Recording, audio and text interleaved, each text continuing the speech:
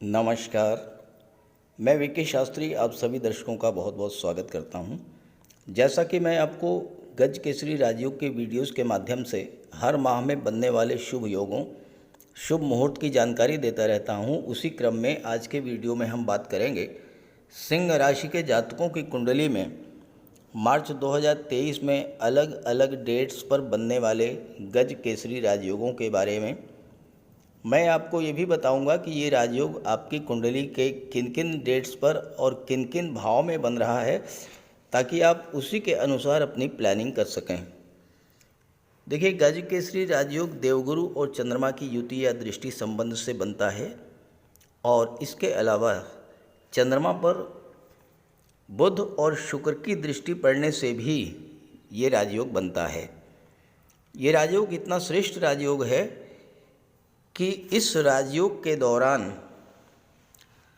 आप किसी भी शुभ कार्य की शुरुआत करें, जैसे कि आपको कोई प्रॉपर्टी खरीदनी हो, शेयर या गोल्ड में निवेश करना हो, मकान बनवाना हो, वाहन खरीदना हो, किसी जॉब के लिए अप्लाई करना हो, किसी सरकारी योजना से लाभ लेने के लिए आवेदन करना हो, कोई गवर्नमेंट कॉन्ट्रैक्ट लेना हो, किसी गवर्नमेंट प्रोजेक्ट से जुड़ना हो, शादी ब्याह के रिश्ते तय करने हो, विदेश जाना हो, नए व्यापार व्यवसाय की शुरुआत करनी हो, यात्रा देशाटन पर जाना हो, कोई धार्मिक या मांगलिक आयोजन करना हो, या इस तरह के अन्य कोई शुभ कार्य, अगर आप इस राजयोग के दौरान उस कार्य की शुरुआत करते हैं तो उसमें सफलता और लाभ के प्रबल योग बनते हैं।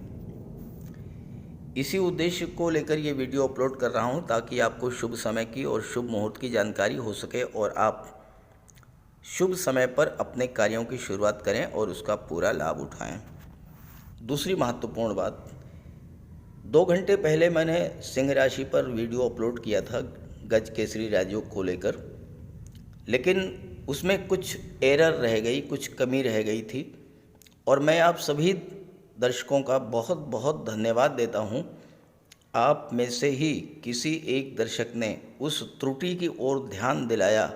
मैंने जब आपका कमेंट पढ़ा तो मैंने उस त्रुटि को देखा और उसके बाद उस वीडियो को प्राइवेट कर दिया है, और दोबारा फिर से मैं ये वीडियो आपके लिए अपलोड कर रहा हूँ। ये विश्लेषण आपकी चंद्र राशि के आधार पर किया जा रहा है, और वीडियो के अंत में मैं आपको देवगुरु बृहस्पति के उपाय भी बताऊंगा। दूसरी बात, कमेंट बॉक्स में किसी भी अनजान व्यक्ति के द्वारा दिए गए किसी भी नंबर पर भूल करके भी कांटेक्ट मत कीजिएगा, आपके साथ फ्रॉड हो सकता है। तो ये है सिंह राशि के जातकों की कुंडली। देवगुरु का गोचर कुंडली के अष्टम भाव में है शुक्र के साथ, और यहाँ पर शुक्र 12 मार्च तक रहेंगे। इसके बाद शुक्र राशि परिवर्तन करेंगे। अब आप पहली डेट नोट करिए, 3 मार्च, दिन है शुक्रवार, समय है 8:58, और ये बहुत ही महत्वपूर्ण तिथि है, क्योंकि 3 मार्च को फाल्गुन शुक्ल पक्ष की एकादशी भी है। चंद्रमा का गोचर 3 मार्च को प्रातः 8:58 पर कर्क राशि में होगा, और चंद्रमा कुंडली के 12वें भाव में बैठेंगे। गुरु की दृष्टि चंद्रमा पर पड़ेगी, पंचम दृष्टि। अब यहाँ देखिए, अष्टम भाव और द्वादश भाव, इसमें गज केसरी राजयोग नहीं बनता है, कम प्रभावी होता है। लेकिन 12वें भाव पर चंद्रमा और गुरु का प्रभाव तो पड़ रहा है, 12वें भाव का संबंध चंद्रमा और गुरु से बन रहा है, तो इसका प्रभाव तो पड़ेगा। तो इसी पर बात करेंगे, क्या प्रभाव पड़ेगा 12वें भाव में गुरु और चंद्रमा के प्रभाव के बारे में। देखिए, 12वां भाव क्या है? खर्चों का होता है। अब अगर मान लीजिए आपके खर्चे नियंत्रण के बाहर हो चुके हैं, अनावश्यक खर्चे आपके बढ़ते चले जा रहे हैं, आप कर्ज लेने की स्थिति से गुजर रहे हैं, तो इस समय क्या होगा कि आपका ज्ञान बुद्धि विवेक जागृत होगा। आपके मन पर, चूंकि चंद्रमा आपका मन है, आपके मन पर गुरु का प्रभाव पड़ेगा तो आप अनावश्यक खर्चों पर नियंत्रण पाने का मार्ग तलाश कर लेंगे और कर्ज लेने की स्थिति से बाहर आ जाएंगे। 12वां भाव विदेश का है और हो सकता है कि आपको इसमें विदेश से धन की प्राप्ति हो जाए और आपको कर्ज ना लेना पड़े। दूसरी बात, आप विदेश जाना चाहते थे तो विदेश जाने की मार्ग की बाधाएं दूर होंगी। विदेशी व्यापार में लाभ के अवसर प्राप्त होंगे। 12वां भाव धर्म, अध्यात्म और मोक्ष का होता है तो देवगुरु के प्रभाव से आपकी रुचि स्वतः धर्म अध्यात्म में बढ़ेगी, ईश्वर में आपकी आस्था बढ़ेगी और आपको उसका लाभ मिलेगा। 12वां भाव ट्रांसफॉर्मेशन का होता है, परिवर्तन का होता है और आप देखेंगे कि अचानक से कोई सकारात्मक परिवर्तन आपके जीवन में आएगा। ये आप स्वयं महसूस करेंगे। नौकरी या व्यापार में कोई परिवर्तन करना चाहते थे, आपको सही दिशा मिलेगी। ईश्वर स्वयं इस समय आपकी हेल्प करेंगे और आप सही निर्णय ले पाने में सक्षम हो पाएंगे। कोर्ट कचहरी का कोई मैटर था, उसमें भी आपको राहत पाने का योग बनेगा। यहाँ पर गोचर करते हुए चंद्रमा की दृष्टि छठे भाव पर पड़ेगी तो ननिहाल पक्ष का सपोर्ट आपको मिलेगा और इस समय ननिहाल पक्ष का इतना सपोर्ट मिलेगा कि आपके जीवन में जो भी समस्याएं आपको परेशान कर रही थीं, उन समस्याओं से आप बाहर निकल आएंगे। कोई कर्ज है उससे बाहर आ जाएंगे। आप व्यापार व्यवसाय को बढ़ाने के लिए अगर कर्ज लेना चाहते थे बैंक से तो उसमें प्रयास करेंगे, आपको सफलता मिलेगी। 8 मार्च 2023 दिन है बुधवार और समय है 8:53।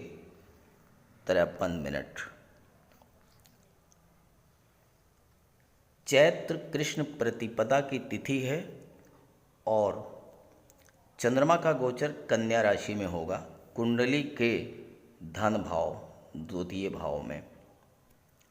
अब देखिए, पहली बात मैंने जैसा बताया कि अष्टम भाव में गुरु और शुक्र का गोचर है तो गजकेसरी राजयोग उतना अधिक प्रभावी तो नहीं होगा, लेकिन चंद्रमा पर गुरु और शुक्र की दृष्टि पड़ रही है तो इसका प्रभाव तो पड़ना ही पड़ना है, क्योंकि चंद्रमा भी अत्यंत शुभ है, शुक्र भी अत्यंत शुभ ग्रह हैं। गुरु यहाँ पर विपरीत राजयोग बना रहे हैं, शुक्र अपनी उच्च की राशि में हैं और चंद्रमा भी अत्यंत शुभ और सौम्य ग्रह हैं। तो भले ही अष्टम में हैं लेकिन प्रभाव जबरदस्त प्रभाव पड़ेगा। तो क्या होगा? दूसरा भाव धन का संचय, वाणी और परिवार का होता है। दूसरा भाव आपके सस्टेनेंस, आपके सपोर्ट, आपकी आजीविका, आपके इन्वेस्टमेंट का होता है। इस समय आपका मन ज़्यादा से ज़्यादा धन संचय की ओर प्रवृत्त होगा। आप शांति से बैठ करके ये विश्लेषण कर पाएंगे कि किस तरह से फालतू खर्चों में कटौती करके धन की बचत की जाए। आप धन का निवेश करना चाहते थे लेकिन तय नहीं कर पा रहे थे कि किस जगह धन का निवेश किया जाए, तो आप ये भी तय कर पाएंगे कि आपको कहाँ निवेश करने से ज़्यादा लाभ होगा। ये बात भी संभव है कि इस समय भाग्यवश, चूँकि देवगुरु भाग्य के भी कारक होते हैं, आपको कोई ऐसा फाइनेंशियल एडवाइज़र मिल जाए जो इस कार्य में आपको हेल्प करे और आप सही जगह पर निवेश कर पाने में सफल हो पाएँ। देवगुरु की दृष्टि जिस भाव पर पड़ती है उस भाव का विस्तार करते हैं। द्वितीय भाव पर गुरु की दृष्टि पड़ रही है तो परिवार का विस्तार होगा, यानी संतान की प्राप्ति हो सकती है या किसी सदस्य के विवाह का योग बनेगा। द्वितीय भाव कुटुंब का होता है तो पारिवारिक सदस्यों या रिश्तेदारों के बीच किसी तरह का तनाव था, आप शांत मन से जब विचार करेंगे तो संबंधों में सुधार करने का मार्ग आपको मिल जाएगा और इस कार्य में ईश्वर भी आपकी मदद करेगा। चंद्रमा की दृष्टि अष्टम पर पड़ेगी तो आपके मन में धर्म अध्यात्म के प्रति नैसर्गिक रूप से झुकाव बढ़ेगा, ईश्वर में आस्था बढ़ेगी और आपको इसका लाभ मिलेगा। अगर आप अष्टम भाव की चीज़ों से जुड़कर कोई नया कार्य व्यवसाय शुरू करना चाहते हैं, जैसे आप रियल एस्टेट का काम करना चाहते हैं, प्रॉपर्टी डीलिंग का काम करना चाहते हैं, आप इंश्योरेंस के क्षेत्र से जुड़ना चाहते हैं, या आप आर्किटेक्ट हैं, कॉन्ट्रैक्टर हैं, या बिल्डिंग मटेरियल सप्लायर इस तरह का कार्य करना चाहते हैं, या इंश्योरेंस या मार्केटिंग का कार्य करना चाहते हैं, शेयर ब्रोकर कमीशन एजेंट के रूप में कार्य करना चाहते हैं, तो इस कार्य के लिए ये समय आपका बहुत ही शुभ रहेगा।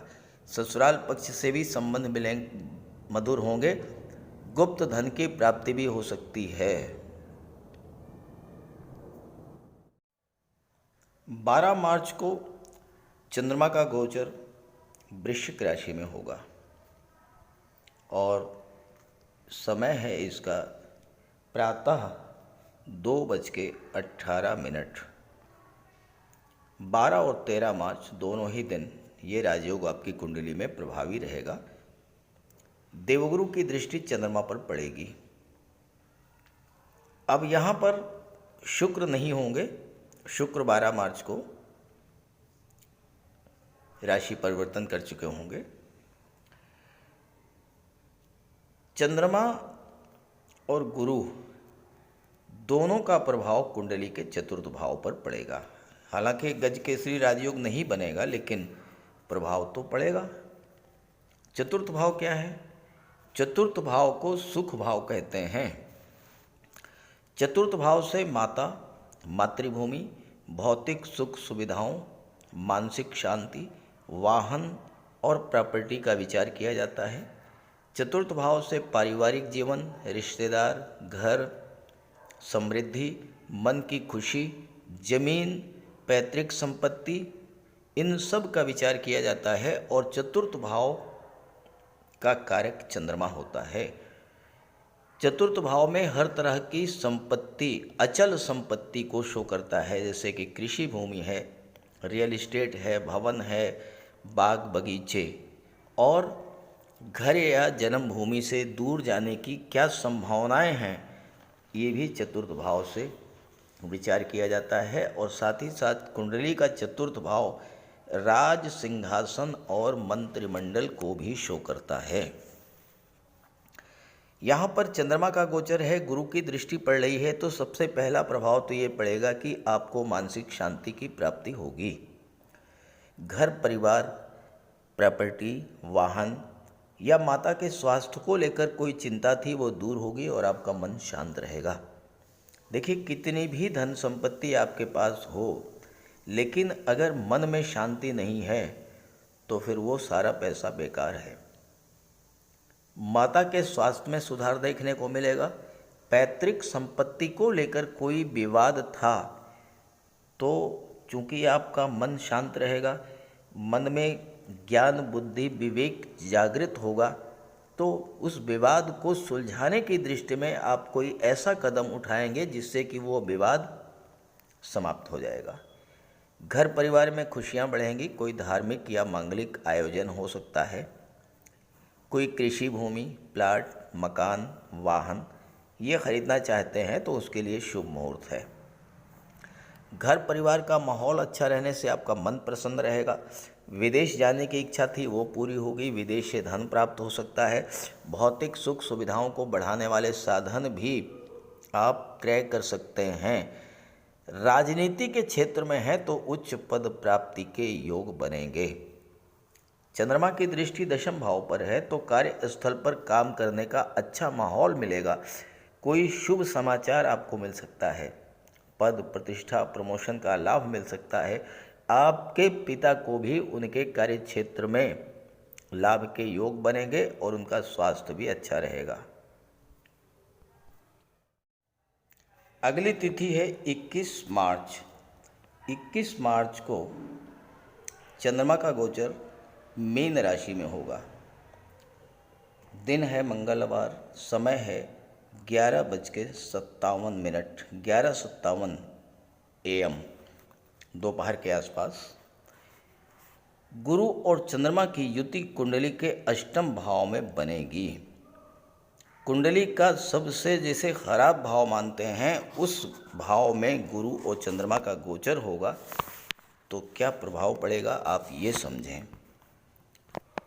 देखिए, अष्टम भाव क्या है? दुखों का है, पीड़ा का है, कष्ट का है, आकस्मिक घटनाओं का है, क्रॉनिक डिजीज़ का है, लंबी बीमारी का है। यहाँ गुरु और चंद्रमा का संबंध बनने का सबसे बड़ा प्रभाव ये पड़ेगा कि आपको अपनी उन परेशानियों से जो लंबे समय से आपको परेशान कर रही थी उनसे बाहर निकलने के लिए दैवी सपोर्ट मिल जाएगा। गुरु जब अष्टम भाव में होते हैं और 12वें भाव पर दृष्टि डालते हैं तो ईश्वरी कृपा आप पर बरसती है। कहीं ना कहीं से ऐसी मदद आपको ज़रूर मिलेगी जिससे आप अपनी समस्या से बाहर आ जाएंगे। अष्टम भाव ससुराल पक्ष को भी शो करता है और हो सकता है इस समय आपको अपने ससुराल पक्ष से कोई ऐसी मदद मिले जिससे कि आप अपनी समस्याओं से बाहर आ सकें। अष्टम भाव इनहेरिटेंस को शो करता है। पैतृक संपत्ति संबंधी कोई विवाद था वो सुलझ सकता है। आपको वसीयत या विरासत से संपत्ति मिल सकती है। अष्टम भाव डीप रिसर्च का होता है, गहराई से सोचने का होता है। आप धन संबंधी, कैरियर संबंधी, रिश्ते नातों के संबंध में या स्वास्थ्य संबंधी कोई समस्या हो, आप गहन मंथन करके उससे बाहर निकलने का मार्ग तलाश कर लेंगे। कोई नया कार्य व्यवसाय शुरू करना चाहते हैं तो आप इस समय अष्टम भाव की चीज़ों से जुड़ करके काम शुरू कर सकते हैं, सफलता मिलेगी। जैसे आप इंश्योरेंस के क्षेत्र में जा सकते हैं, शेयर ब्रोकर के रूप में कार्य शुरू कर सकते हैं, कमीशन एजेंट के रूप में, ऑडिट के क्षेत्र में, टैक्सेशन के क्षेत्र में आप जा सकते हैं, या आप रियल एस्टेट प्रॉपर्टी डीलिंग का कार्य शुरू कर सकते हैं और उसमें आपको लाभ होगा। चंद्रमा की दृष्टि धन भाव पर पड़ेगी तो आप धन संचय भी करेंगे और धन का निवेश भी होगा। और इसके बाद जो अंतिम तिथि है वह है 30 मार्च, और 30 मार्च का समय है 4:15 शाम 4:15 PM। चंद्रमा कुंडली के 12वें भाव में गोचर करेंगे। गुरु की दृष्टि चंद्रमा पर पड़ेगी और इसका वही प्रभाव होगा जो शुरू में मैंने बताया था। अब रिपीट बार बार नहीं करना चाहिए। अब इन योगों का, इन शुभ मुहूर्तों का आप बेटर यूज कैसे करें, ज़्यादा से ज़्यादा लाभ कैसे मिले। चंद्रमा को मजबूत कीजिए, गुरु को मजबूत कीजिए। चंद्रमा के लिए भगवान भोले शंकर की आराधना करें, ओम नमः शिवाय मंत्र का जाप करें। सोमवार के दिन भगवान भोले शंकर को दुग्ध अर्पित करें।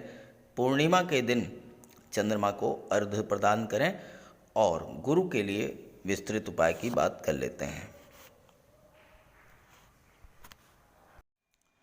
कुंडली में देवगुरु बृहस्पति का बहुत ही महत्वपूर्ण स्थान है, क्योंकि देवगुरु कुंडली के पंचम और नवम भाव के कारक होते हैं। पंचम भाव से संतान का विचार किया जाता है, शिक्षा का विचार किया जाता है, और नवम भाव से भाग्य का विचार किया जाता है। गुरु ग्रह भाग्य के लिए जिम्मेदार माने जाते हैं और किसी भी कार्य की सफलता के लिए देवगुरु का मजबूत होना बहुत ज़रूरी है। जब कुंडली में देवगुरु मजबूत होते हैं तो भाग्य का साथ मिलता है। जिस काम में हाथ डालते हैं वो सफल होता है। विवाह समय से होता है, शिक्षा अच्छी मिलती है, गुरु की कृपा रहती है, धन की प्राप्ति होती है। तो देवगुरु के लिए कुछ उपाय बताने जा रहा हूँ, उपाय ज़रूर कीजिएगा। अगर आपकी जन्म कुंडली में गुरु कमज़ोर स्थिति में है तो आपको गुरुवार का व्रत करना चाहिए। स्नान करते समय जल में आधा चम्मच हल्दी डालकर स्नान करें।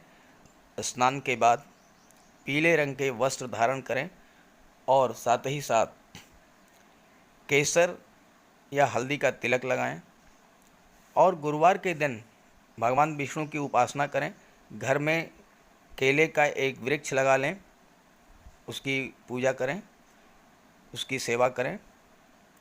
भोजन में चने के बेसन, चीनी और घी से बने लड्डू का सेवन करें और अपनी क्षमता के अनुसार पीले वस्त्र, हल्दी, शहद, धार्मिक पुस्तकें, इन सब का दान कर सकते हैं। अगर गुरु ग्रह कमज़ोर है तो पुखराज धारण करें, लेकिन इसके लिए किसी योग्य ज्योतिषी की सलाह ले लें। माता पिता, गुरु और बुज़ुर्गों का सम्मान करें, उनकी देखभाल करें और उनका आशीर्वाद प्राप्त करें। साफ सफाई रखें, गुरु की सेवा करें और दही और चावल गरीबों को खिलाएं। किसी गरीब को, किसी दिव्यांग व्यक्ति को भोजन कराएं। किसी वृद्धाश्रम में जाकर के वृद्धों के साथ कुछ समय बिताएं, उनकी समस्याओं को जानें, समझें। कोई ज़रूरी नहीं है कि आप धन से ही सहायता करें, तन और मन से भी आप मदद कर सकते हैं दूसरों की, और ऐसा करने से देवगुरु अत्यंत प्रसन्न होते हैं। और जब देवगुरु बलवान होंगे तो आपको पूरा लाभ मिलेंगे। तो ये उपाय करके देखिएगा, लाभ होगा। कमेंट करके बताइएगा ताकि आपके साथियों को भी इसका लाभ मिल सके। नमस्कार।